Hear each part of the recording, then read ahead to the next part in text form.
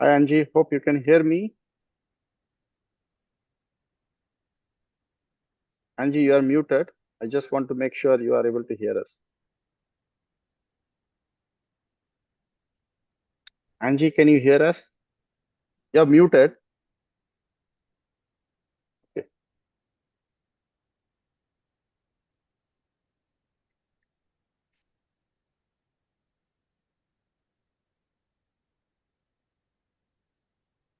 Okay. Uh, I think it's good to start or give one more minute or so while number of participants are just joining. Welcome everyone. So we're just waiting maybe another 10 seconds or 15 seconds to make sure everyone is on board.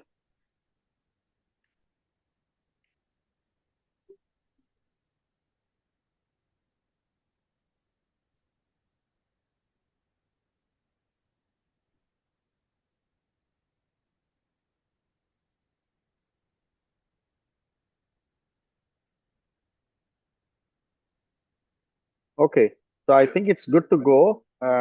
So first of all, thank you everyone to join this important session on smart early warning and the role of advanced technologies, including artificial intelligence and the decision support systems for early action. So this is again on behalf of the International Water Management Institute and all our partners who are experts in their field. I'm not naming each of the organization. They are incredibly grateful to the opportunity to join today to share their experiences and the skills that have been promoted or transferred to the institutions they have been working in the region. And I'm sitting today in Stockholm, so as part of the World Water Week, but we do know around the world, climate extreme poses immense pressure on the communities, particularly the vulnerable people, and the importance of early warning system is of paramount.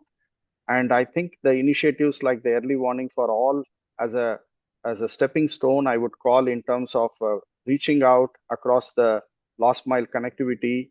And often that's where the role of technology comes into the picture. Specifically, you can use technologies to identify who is at risk and how timely we can act them so that before the crisis unfold, some of these tools and technologies could be more relevant. And again, if I speak from the point of global initiatives that have started, way back, the framework that we all have through the Paris climate change and also the Sendai framework for disaster risk reduction and the new one with the UN Secretary General on the early warning for all, really highlighting how countries need to move on from data to decisions, leveraging the engagement with all the stakeholders to ensure that they have the needed capacity and skills to go on. To know these skills and capacity, this webinar series is to showcase those experiences and the powerful nature of these tools and how this can be more inclusive, because this is something where we can leverage technology and how we can localize and improve our responsiveness to reach out to those communities. So we do have a global experts joining us today. These are mixed of experts from AI, engineering, machine learning methods, the humanitarian practitioners from Bangladesh, and also the decision makers who are also participating in this session to really take home what they can, listen to these experts. So without further delay, let me introduce our series of experts going to join today. Specifically, we have Vanessa Gray, who is a head climate and emergency telecommunication from the ITU. So she comes from the vast background of disaster preparedness, response and recovery, supporting the countries with the telecommunication plan, which is what the last mile connectivity is all about. And she oversees the ITU's disaster and early warning connectivity maps and services as a focal point also for the early warning for all. So without further delay, let me call Dr. Vanessa to introduce yourself, provide your, I mean, not the introduction, but providing the opening remarks. Thank you. Thank you very much, and welcome, colleagues, everyone. And thank you very much also for joining this webinar today. As you mentioned, as one of the lead agencies of the Early Warnings for All initiative, alongside, of course, UNDRR, WMO, and IFRC. ITU, we believe that the success of advancing early warnings for all depends on two key elements. First of all, that's we need to forge meaningful public-private partnerships, general partnerships in general, but especially public and private partnerships. And we also need to leverage the existing and emerging technologies to ensure that everyone, everywhere, can be covered by an early warning system. And this also includes the use of artificial intelligence. And so these two enablers, they are really very essential in making early warnings work and ensuring that we deliver on our work to make the United Nations Secretary General's Early Warnings for All initiative a success. And so what we did is we established the AI subgroup of Early Warnings for All. And this group really brings together the pillar leads of the Early Warnings for All initiative, but also members from both the private and the public sectors. And together we identify gaps in early warning systems and we explore AI-based solutions that really, and this is very important, that respond to countries' needs. We often say we're not interested in fancy solutions that the private sector can produce, but it's really how can these solutions adapt to our needs. And so we aim to scale these solutions through country pilots to close the gap and to use AI to strengthen early warning systems. And one concrete example that we have is the Early Warning Connectivity Map, EWCM, that was really developed under this group and also under the successful partnership that was forged between ITU, between Microsoft AI for Good Lab, and the Institute for Health Metrics and Evaluation at the University of Washington, together with Planet Labs for the satellite imagery.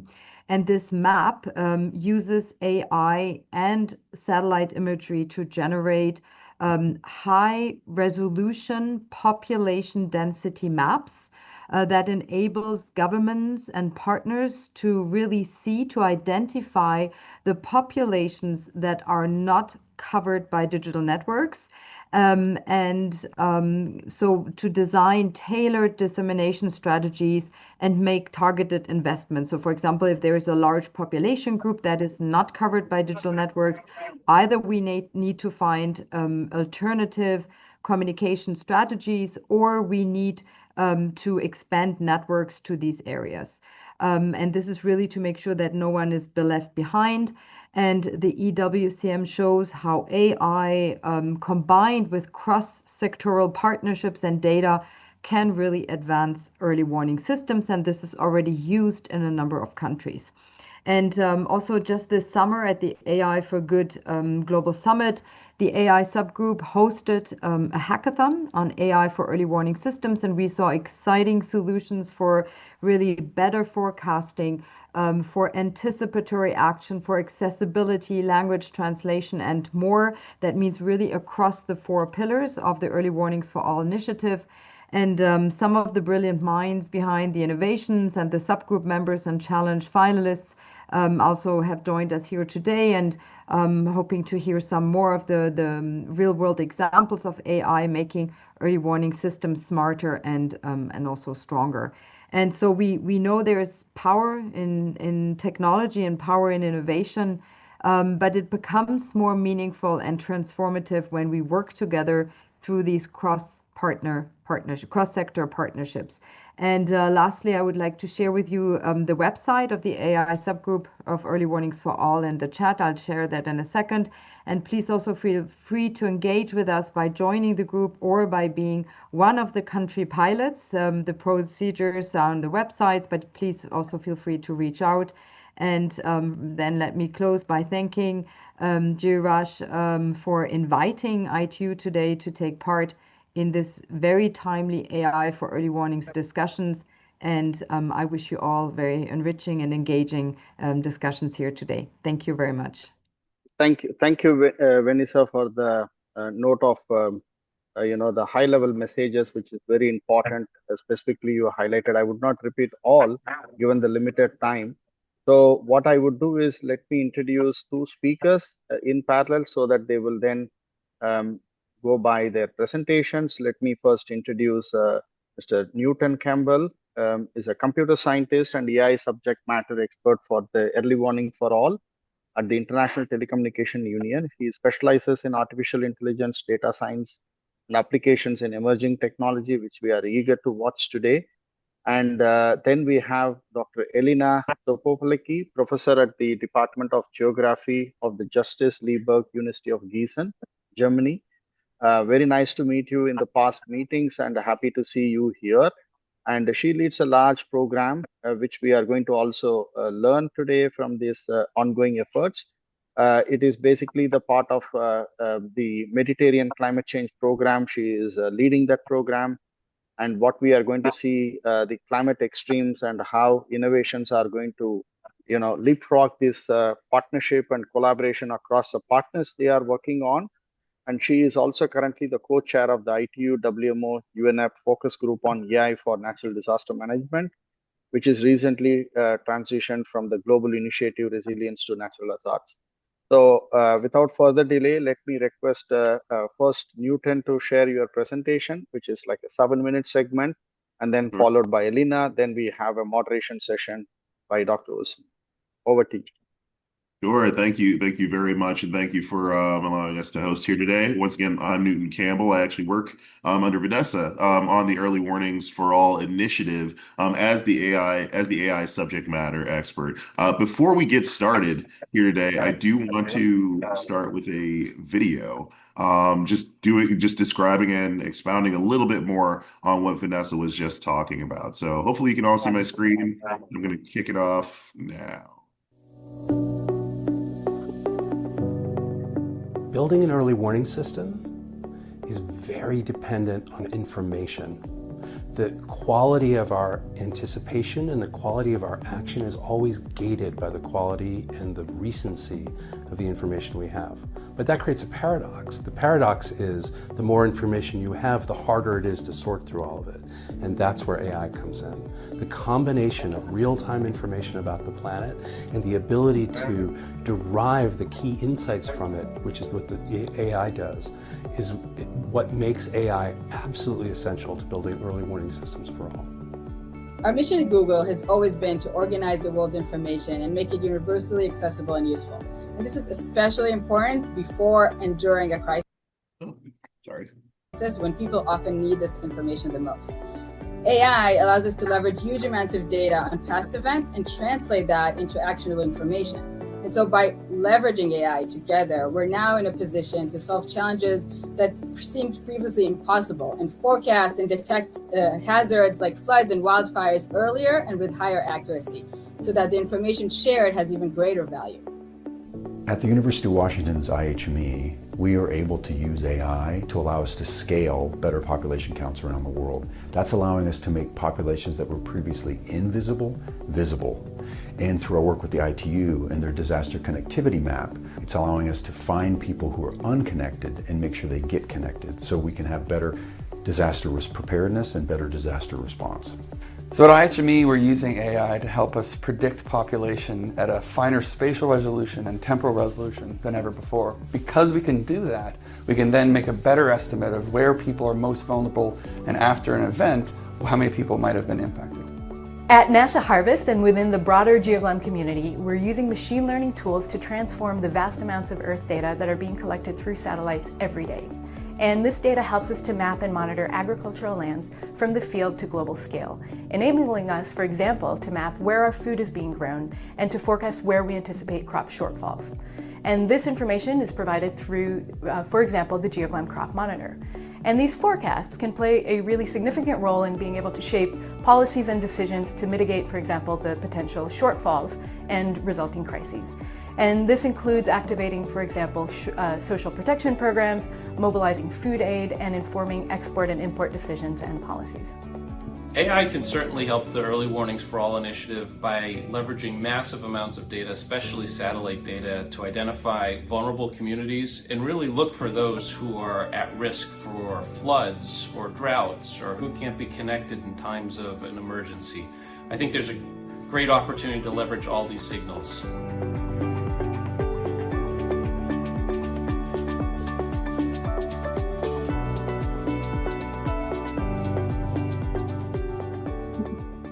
All right. Yep. How do I get out of this video? There we are. Just gonna try to slide my screen forward. 1 second, sorry. There we are. Can everyone see my screen still? No? All right. I'm just gonna quickly share it again. There we go. Okay, so Vanessa kind of gave us a great initial briefing on what the EW for all what the EW for all overall effort is. So I won't dive too far into that again. Once again, we're trying to work on projects that cover 4 different pillars: disaster risk reduction, detection, observation, monitoring, analysis, and forecasting, warning, dissemination, and communication, and preparedness and response. And each of these different pillars is led by a specific UN group. And the goal of all of this is to really get some pilots up and running across various countries in which we take technologies, in which we take solutions that have worked in one place. Things that roughly, anywhere could be anywhere between TRL, 4 or 5 and TRL 8. And we try to actually implement those in other countries to solve real disaster risk reduction problems, real detection and forecasting problems, real warning and dissemination problems, and real preparedness and response problems. And so our role as the AI for EW for All subgroup, we're an ITU coordinated group that's focused on threading AI through each pillar. The key principle is this: AI has to solve operational problems. That means, can machine learning help identify at-risk populations faster? Can natural language processing help warnings reach people in their own language? Can new forecasting models run on the limited infrastructure national meteorological agencies actually have? We convene scientists, technologists, and disaster managers to make sure that the answer to those questions is yes, and that it's implementable. And so just kind of getting into our key activities within the subgroup, we structure the work along 4 different streams: gap analysis and matchmaking.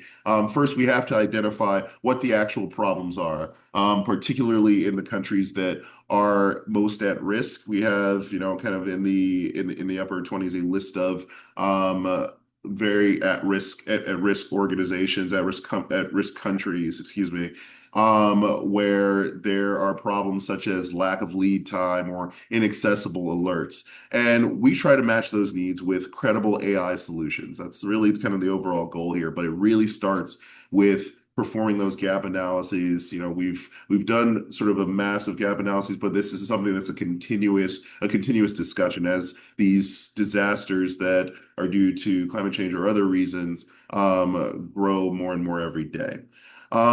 The second key activity is really the development of our AI solutions catalog. That's our knowledge base. We classify tools by things like hazard, maturity, and any EW for all pillars that some of these solutions might address. This is designed so that countries and agencies can find peer-reviewed, field-tested options, and really engage with the organizers or the developers of those options right away. Third, we have pilot initiatives, and this is really the crux of what we do. This is what we're trying to get to. This is the overall, is to not stop at simple white papers, right? We're not a working group or a subgroup that is just there for thought leadership. We are here to stand up working groups that bring solution providers, governments, and local actors together to run real pilots. And then the fourth is resource mobilization, because models don't run on theory. They need investment, infrastructure, and sustained partnership. So we try to figure out how to mobilize those resources as soon as possible so that we can get those pilots implemented and solve real problems on the ground. So in the last year, we've built a lot of momentum. At COP29, this is sort of when I really kind of got started on the project. We moderated high-level discussions that seeded a number of different collaborations, including with NASA, including with Met Norway, including with the World Bank. We delivered the scaffolding for the overall project, the solutions catalog, and the 2025 and sort of a 2025 work plan that we've been executing until now and executing well. We expanded our partner base from Pelmorex on telecom warning delivery to QZSS on direct to device alerts to UNSW on fire prediction.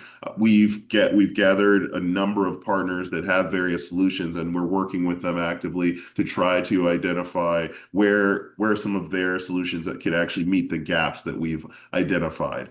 Vanessa mentioned earlier that we launched this innovation challenge. It's the hackathon that she mentioned.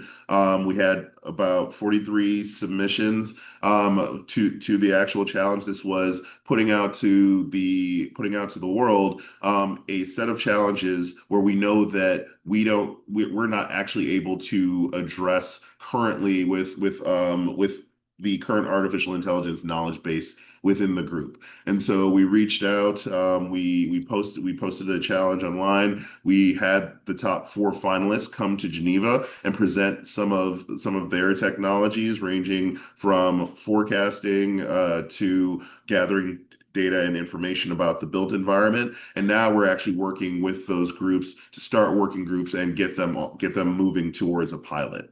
And again, a lot of this was at the AI for Good Summit, where we had a massive presence. We had a workshop, we had our featured finalists, we had country showcases in which we talked about specific problems within specific countries. Excuse me. So just here on the last slide, folks were wondering how to get in touch. Myself and Rosie McDonald, we both coordinate this AI subgroup. And so if you're developing an AI model, a data set, a tool, if you are representing a country with specific issues that you'd like to get in front of us, please come and join our group. This is the moment to engage. We'll help you frame it for operational use. We'll connect you with national focal points and guide it through to that pilot stage. Again, our aim is simple, just to make AI a reliable component of disaster management, not an experiment running on the sidelines. So please get in touch with myself and Rosie McDonald. Thank you, Newton. Yeah.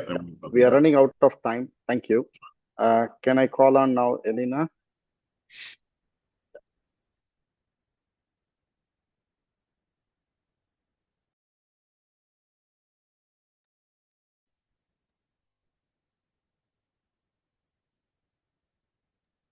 Okay, can you see now my screen? Yes. Great. So good afternoon, everyone. Very warm welcome to all of you joining us today.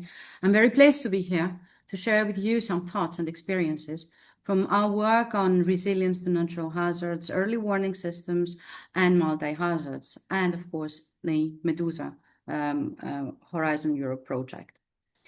Let me start from the beginning. We've seen how compound events, that is heat waves, floods, droughts, often overlap and cascade. And it's not just more hazards. Actually, what is the problem here is that we are talking about more complexity. And that is one of the key challenges that we're facing.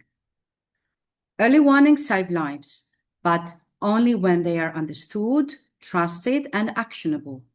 Technology alone isn't enough. It must come with clear communication and coordination.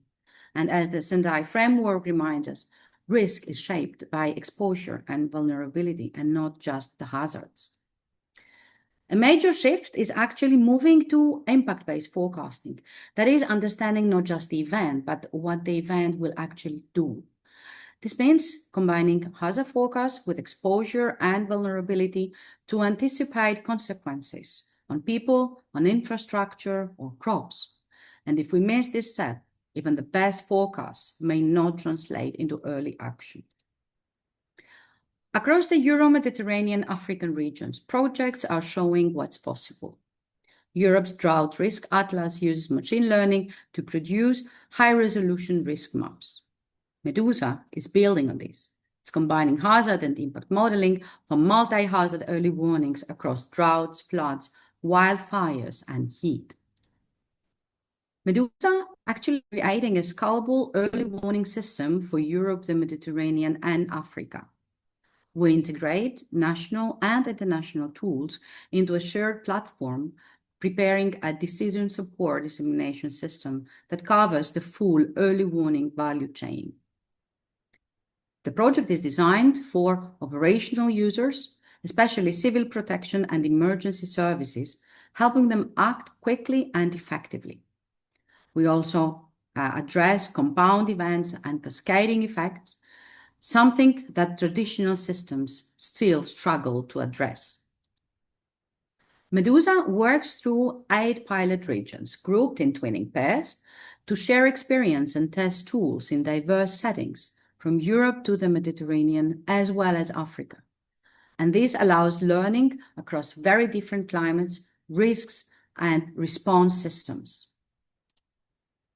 We use the year 2018 as a key test case. A year of concurrent drought, heat, and wildfires, let alone the floods in Pakistan in July of the same year. Crop yields in Europe dropped over 25% in some regions, with major impacts on water and energy systems. We analyze these events using tools that detect compound dependencies, such as homogeneous J functions, and link them with machine learning techniques to support decision-making. This helps distinguish meaningful signals from background climate variability. But not all damaging events are extreme.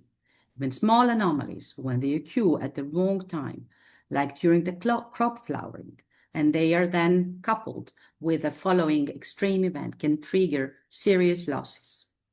Detecting these subtle risks is essential, especially in agriculture and water management. In Slovakia, we developed flood nowcasting using radar data in the Košice region. Forecasts are issued at 5-minute intervals, which are critical for flash flood warnings.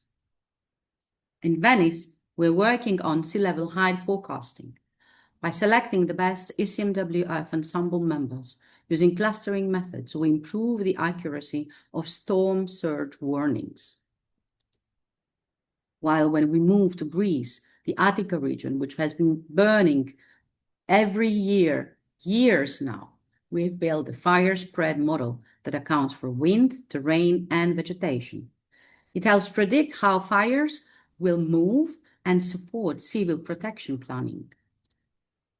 But we have also adapted the Risiko fire risk model for Ethiopia, tailoring it to local fuels, fire regimes, and drought indicators, showing how tools can be made region-specific.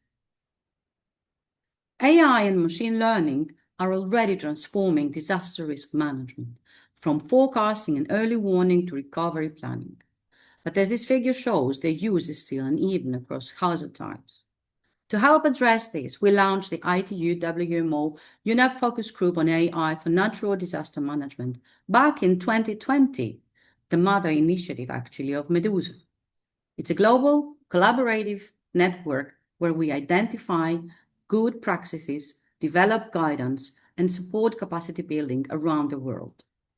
This work reached a key milestone in 2024 when the Focus Group became a formal global initiative. The aim now goes beyond producing guidance. It's about delivering practical tools, aligning methodologies, and strengthening cooperation across countries and sectors. And this is not a closed expert group. We host workshops, we host hackathons, we run challenges, and welcome collaboration from all around the world. So if you're working on risk modeling or communication, we'll be glad to connect.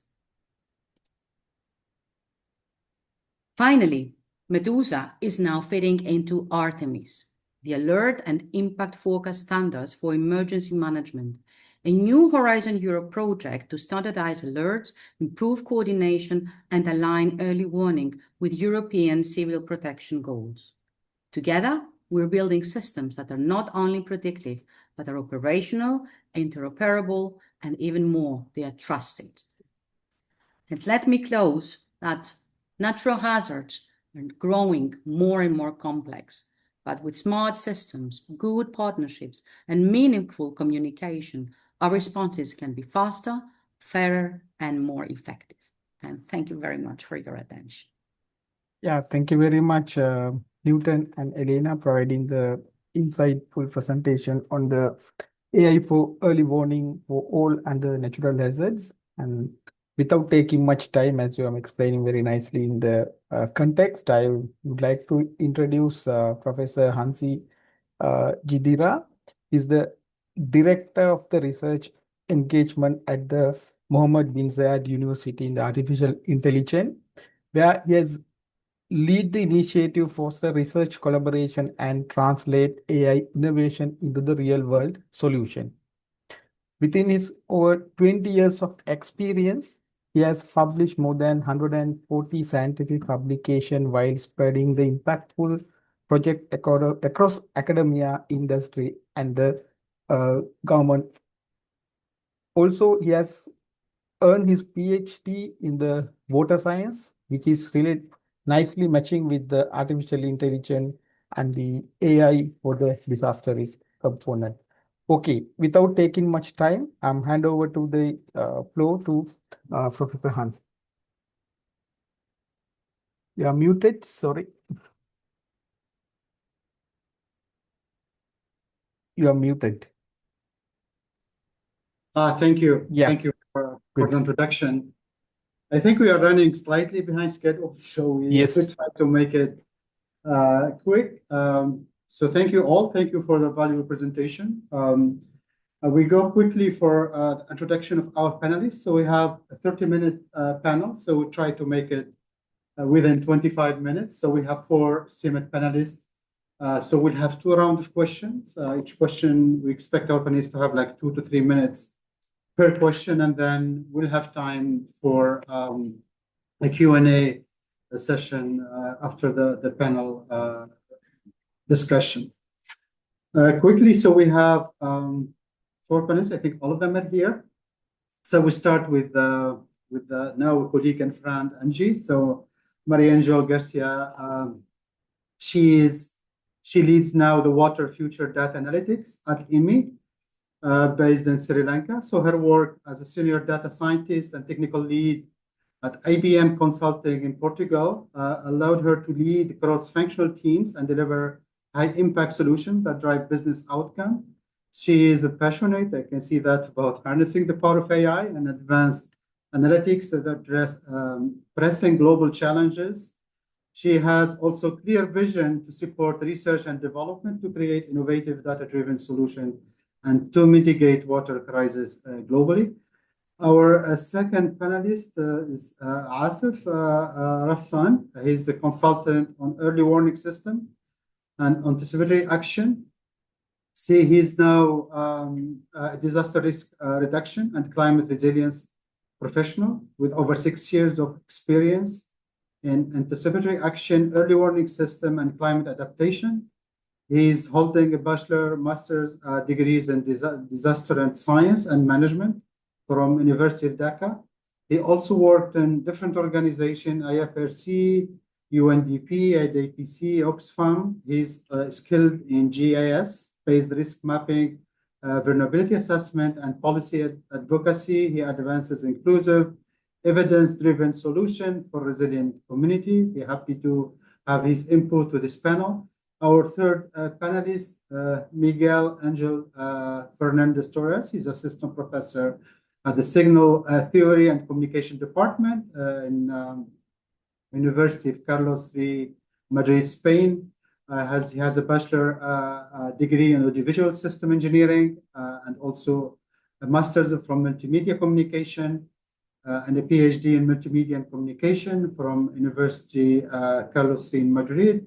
He is now assistant professor in the signal theory and communication department at the same university. He was a postdoctoral researcher in image and signal processing in different universities in Valencia. He also been involved in many research focusing on machine learning and earth climate science in developing deep generative models and attention mechanism for many applications. He's now very active in AI applied environmental monitoring. So we'll be happy to learn more about his experience and his input in this field. And our fourth panelist is Charlotte Warren. She's the founder and CTO of WEO Water. She's the Chief Technology Officer of WEO, where she leads development of AI-driven solution that transforms satellite data into actionable insight for climate resilience. She has a background in environmental engineering and remote sensing. She has extensive experience in applying space data and machine learning in support to cities, organizations, and governments in adapting the climate risk. Also, at her current role, she oversees creation of decision support tools that help anticipate environmental hazards, streamline vegetation management, and strengthen early warning systems. So we'll go for the first round of questions to our panelists. So let's start with Charlotte and especially about her work as CTO of WEO Water. So Charlotte, can you explain to us how your work with satellite and AI solution is pushing boundaries in environmental monitoring, and how can AI enhance water-related early warning, especially in identifying flood, drought, and water quality risk in near real time? Yes, hello everyone, and thanks a lot for inviting me, and thanks for your question. So I think, in responding from my point of view, I think the AI and machine learning combined with satellite observations allows us to move a bit from reactive to proactive water risk management or climate risk management in general. As satellites provide us with global, but most importantly, frequent and objective data on aspects such as soil moisture, vegetation stress, water levels, and also land cover change. They are very valuable on their own, but when we apply them together with AI models and maybe even incorporate some more local knowledge as well, the AI models allow us to fuse them together and detect the patterns that we need to understand in order to enhance preparedness and early warnings. And maybe I can give you a few examples of what we can do is, for example, if we look... In 30 seconds. In 30 seconds, Charlotte. Quickly, please, in 30 seconds. Yeah, 30 seconds. Yeah. I'll give you a few examples just to make it more practical. So, for example, if we talk about identifying pluvial flood risks, we can look at land cover, how it is connected, and combine that to historical risk and weather data to understand where water will accumulate and which areas are more at risk, and then again link this to the population information. Similarly, we can look at drought by looking at vegetation and seeing the stress in the vegetation before the actual drought occurs, and so understanding this risk timely. And for water quality, again, with Earth observation, we can detect turbidity or algal blooms in reservoirs and rivers. And this in near real time, so we really have frequent information, allowing us to give really localized and timely information and then create actions based on that. So thank you, Charlotte. It's very interesting to see how now with the very rapid development of AI can support the remote sensing and the Earth observation community for those critical applications. So my question to our second panelist, Angie, about your role at IWMI and how IWMI is like digital twin platform integrate AI and decision support to trigger early action. And my question to what lesson have been emerged from applying this tool, the digital twin tool in drought and flood prone region, how those tools can help in to shift the traditional early warning system to more proactive actions. So in 2 minutes, Angie, can you give us quick description how those kind of tools can support those kind of actions?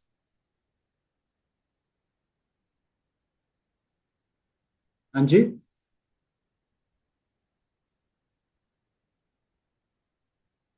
Is Angie here? We didn't see her.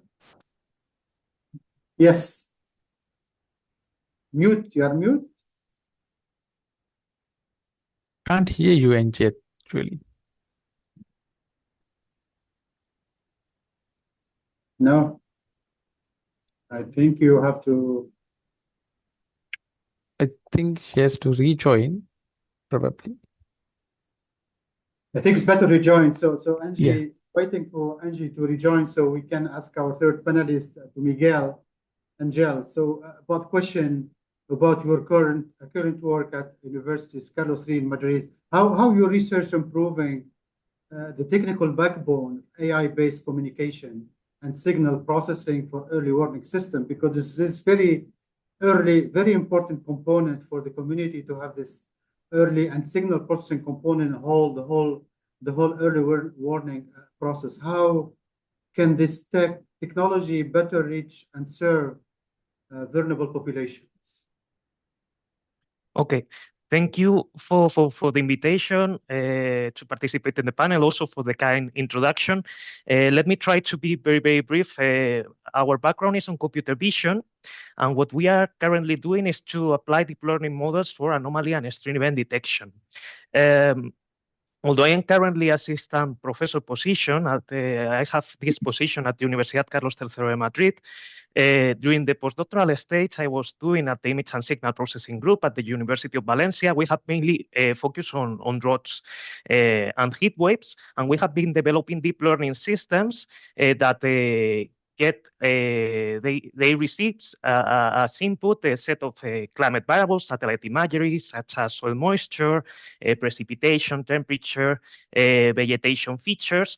With these features, what we are going to do is to model complex spatio-temporal dependencies using convolutional neural networks, long short-term memory units, even vision transformers, all these deep learning methodologies in the literature, which are state-of-the-art and which provide us with very good capabilities in order to model dependencies with these features. So our objective is to get at the output of these systems anomaly detection maps or extreme event detection maps in order to highlight those locations affected by the drought events. We have been mainly focused on European droughts, but it's true that the systems are generic and could be extendable to other regions worldwide. And the idea is that not only to provide maps in order to highlight those locations affected by the events, but also to try to understand what are the relationships between the input features we have when these events are happening. And in order to do this, we are also developing explainable AI methods. We try to do attribution-based, but also we are focused on interpretable designs. Thank you, Bella. Happy to see how this technology will benefit population in low and middle income country in the future. I think not sure that Angie is back, but let's go to Asif for a quick question regarding. So Asif is a senior program officer in Bangladesh. So the question is, from humanitarian response perspective, how is your work at the IFRC is exploring or using AI to improve anticipation, action, and coordination before disasters hit? So can you give us some example on how, especially in the last development in this technology in your current one? Okay, am I audible? Yes, Asif, yeah. Okay, from point of humanitarian response point of view, IFRC is actively exploring and integrating AI and advanced tools to spending anticipatory actions for to reach the last mile people. There are some few things should address there. As a recent former employee of I4C, I am. They have a strong focus-based action on financing and predicting models. The I4C focus-based financing mechanism empowered the national societies with early action protocols and pre-arranged financing from the disaster relief emergency anticipatory fund that calls DREF fund. These actions can be executed before the disaster strikes and effectively target the vulnerable communities early. AI-powered predicted analysis plays a growing role in these efforts, and by combining meteorological and field-level disaggregated information, AI helps to determine when and where to deploy these resources ahead of the crisis. There are also integrated risk forecasting and impact-based impact modeling. I4C built a holistic system that aggregated models inputs from the various partners, including the local meteorological organizations, the forecasting agencies, regional and global agencies, and this transparency helps the national societies and interpret model confidence level and applicability, and making anticipatory action more reliable and timely to the vulnerable and local community people. There are also anticipatory hub, and in their anticipatory hub, which was co-created by the I4C, German Red Cross, and Climate Center of I4C, and this serves a global knowledge exchange platform. It hosts to resources like interactive maps, publications, and meteorologists, and connect the practitioners to promote learning and innovation of anticipatory action. It becomes a hub of cross-sectional collaboration, including the AI and for researcher to practitioners, allowing the ideas and prototypes to gain a real-world traction. Through this combining of the predicting models, integrated data performance, and knowledge exchange, and community inclusive innovation, the I4C is actively harnessing AI to bolster the anticipatory action, pursuing the envelope of for humanitarian response to reach the most remotely and vulnerable community more effectively. Okay, thank you, Asif. It's very interesting what I4C is doing, and happy to learn more about your ongoing activities. We are back to Angie. Can you check your mic, Angie? Do you hear me now? Okay, yes, perfect. Yes, okay. Hi, happy to see you with us. So my question was about your ongoing work about IWMI digital twin and how this technology can improve to help like emerge applying this tool in drought and flood-prone region, and how this shift can help and to anticipate action for flood and drought monitoring. No, mute. You are mute again.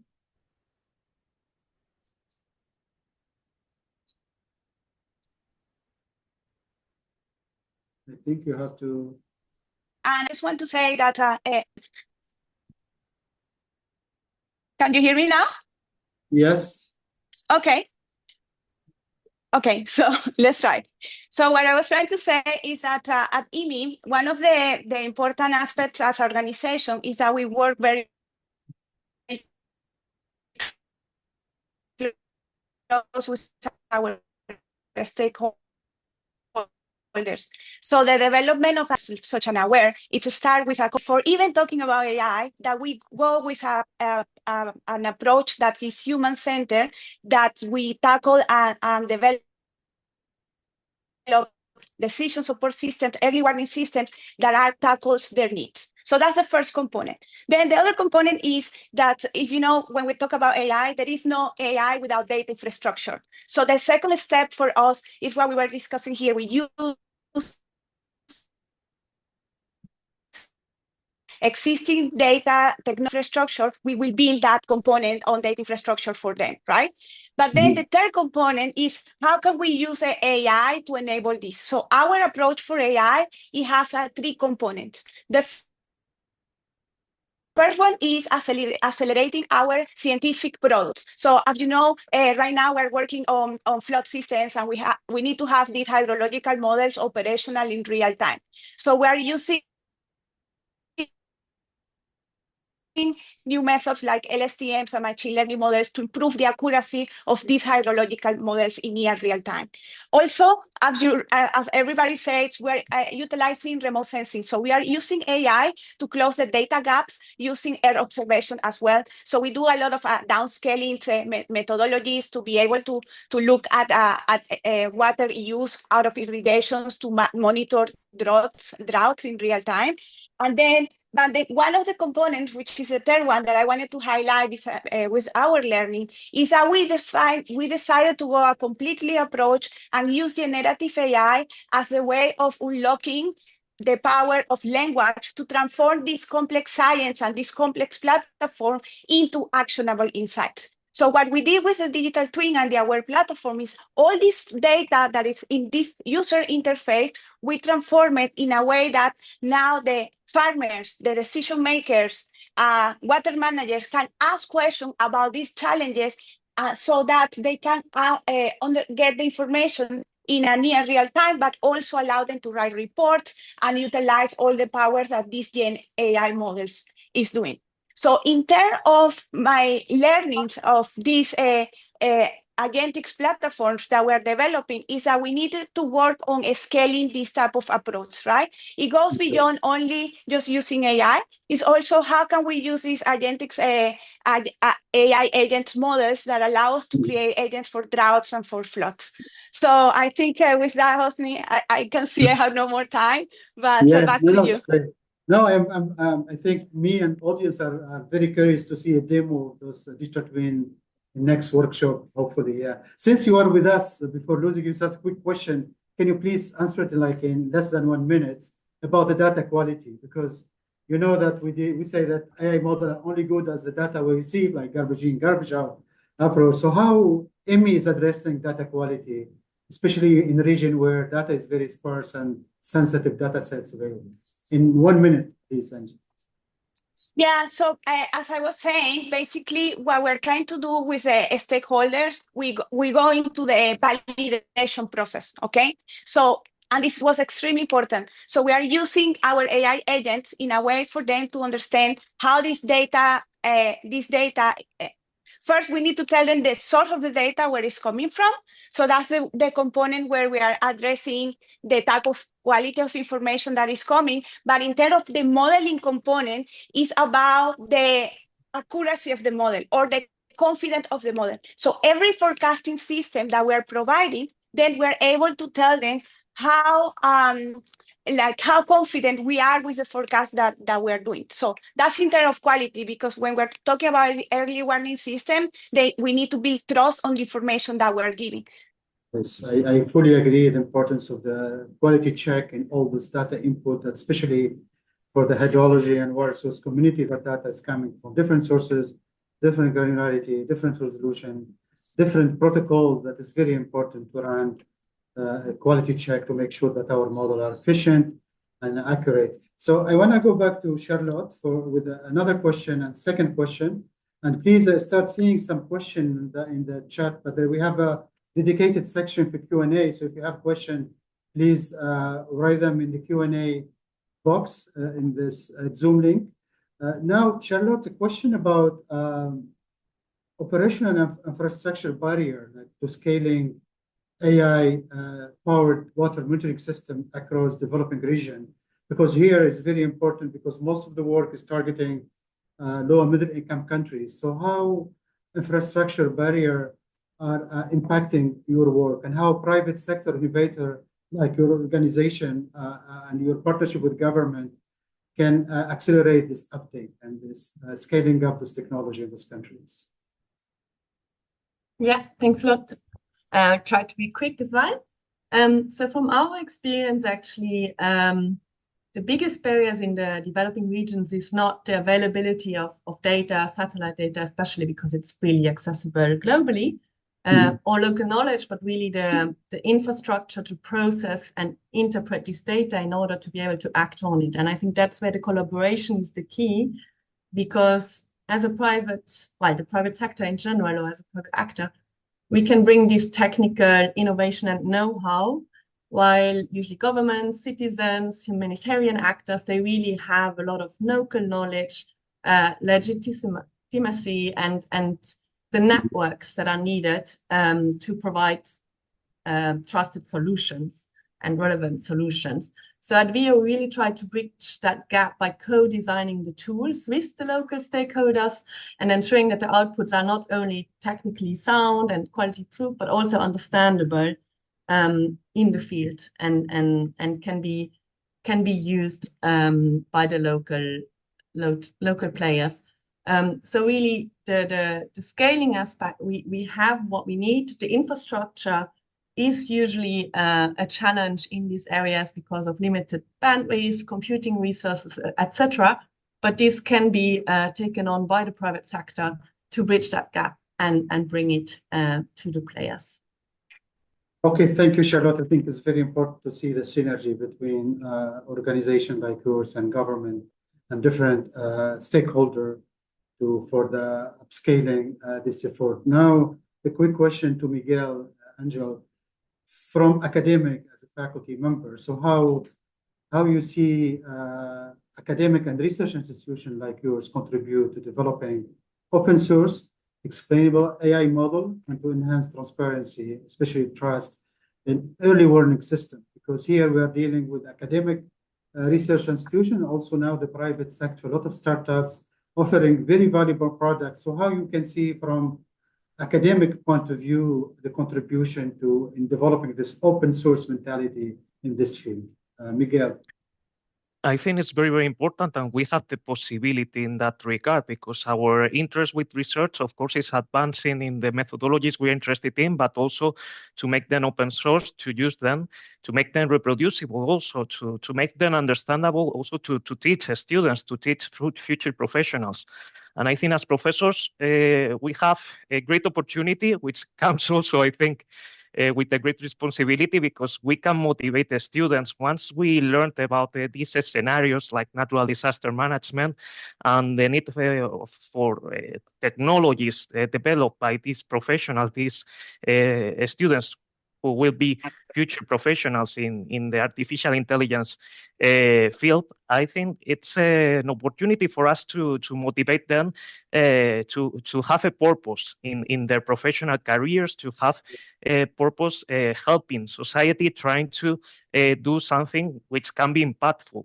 These are things, and when having this experience, this knowledge about the application of artificial intelligence to natural disaster management, we can teach students, we can show students the possibilities they have in the future in order to help society. That's very, very important. I'm very grateful of having had the possibility of discovering this earth and climate science world and the possibilities of applying AI during the last 4 or 5 years, because now I can show students that this is a possibility for helping society to pursue a professional career in this direction. Yeah, because I fully agree with you. It's very important to have the social responsibility within the community, especially as a faculty, as a professor. It's very important to convey this message to students. Especially, it's a very critical field. There is a lot of profit company. Also, at the same time, encourage our students to think about developing their own startups. And also to generate knowledge and to contribute to this effort as well. Quickly now with the last question to Asif, given his engagement with different government organizations. So what are the considerations, and Asif, please in less than 1 minute, to ensure that AI enabled like early warning system are inclusive, trusted, and can be actionable at the community level. So given your exposure and your experience in this field, how you can create this trustworthy approach in your action. Okay, thank you. I will be so brief. I would like to inform you that our team, DSS was among the 4 finalists in the AI for Good Summit, which earlier mentioned by Newton in 2025. We proposed a solution about ensuring the inclusive early warning designation using AI implementing the Common Allocating Protocol, where we emphasize that the local dialects of a national language as well as the indigenous language should be incorporated, and the person with disabilities should be highly prioritized for the local and community level people, so that the early warnings can be reached effectively to the all kinds of people. We use machine learning, large language model, machine learning model, so that this train up language can develop a language incorporating 1,500 words. It can develop indigenous knowledges, and so that it can. We also try to prioritize the telecommunication network into incorporating a map, so that the specific location of the hazard prone areas can be identified, and using this telecommunication network into a administrative boundary. We also try to select we also propose a indigenous and local dialects languages shapefile, so that it can incorporate it into a map. All this information can be very compiled, and so that authorized early warning system can be reached the local people into their local language, so that they can easily understand without the technical knowledge. They according to the gap, that means Common Allocating Protocol, what kind of hazard it is, and how can it impact, where it is location, what should the local community do, and what is the possibility of this hazard impact into a exposed area by the expert opinion. All these question will be answered into the early warning, into our proposed early warning proposal, so that the illiterate person as well as the person with disabilities can also use this early warning system by seeing their sign languages. These are our proposal, and we successfully submitted it. Thank you a lot, Asif, and thank you all. Thank our panelists for their valuable input. And I see the panelists from different background, different experience, different exposure, and also different challenge. And thank you also all the audience for the active Q&A activity. I saw a lot of questions that have been answered live, and I think a question that keep coming about AI and machine learning model, and if they are physics-based or more statistical-based model, and keep to Angie, maybe if you can have this quick answer about this, how AI-based model in water source management and hydrology are designed, like more physical-based model or more statistical-based? Can you hear me? Yes. Yes. Okay. That question is right into the point, right? Because as you know, hydrological model in particular is very complex to model. We take years and years for calibrating just one basin itself, right? So now in the era of AI, we can start using kind of hybrid approach. So we have several ways to approach modeling at this point. Yes, you can do the modeling part, and then you can do ensembles models and looking at methods like data simulation that the climate people is been using for a very long time. But now you can look at data-driven models as well. So now looking up all these remote sensing information and just be pure data-driven model, of course, with the same drivers that your physical model has. And now there is something very new, which is this generative geospatial AI models. And that's something that I'm actually proud to be collaborating with Hosni. We're trying to understand how these new geospatial LLMs and models are able to support advancing modeling in this area on the water sector. So there are many ways of doing modeling. Maybe, Hosni, you can add a little bit more. No, I think, yeah, it's very important, because always we have some resistance from the traditional community about using AI, and people with very strong physics and physical background are showing some resistance how AI can replace all those. But it's not true, because as you mentioned, the importance of even selecting the inputs are very strong background in the physics and how the hydrologists are now playing more proactive role in engaging and taking advantage of those very rapidly progressing AI tool and benefit from those tools for the community. I think we are running behind time. I don't know. Go back to Mr. Amarantha Jiraj, if you can summarize or you can. I see that there are many active in the question and answer in the chat room. I think people can keep access. We can keep this platform for people to exchange their views. There are I see some debates about some of the tools used, some question for clarification. Maybe in the future we can keep those discussion open and different platforms. Yep. Thank you very much for your nice moderating and all the panelists also their nice contribution, giving the information on AI, how to use it and what is the advantages and everything.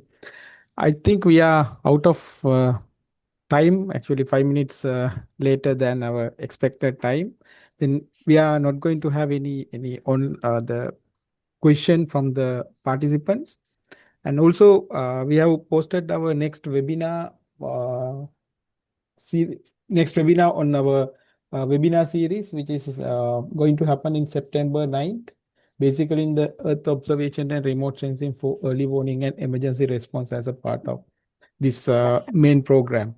The link as given in the chat, you can register. Also, we will provide you the registration link later with the email as well. Thank you very much for everyone joining for this good webinar and get more insight on how to use AI for early warning for all and disaster risk management. Okay, thank you very much. Thank you. Thank you all. Yeah. Bye. Thank you all.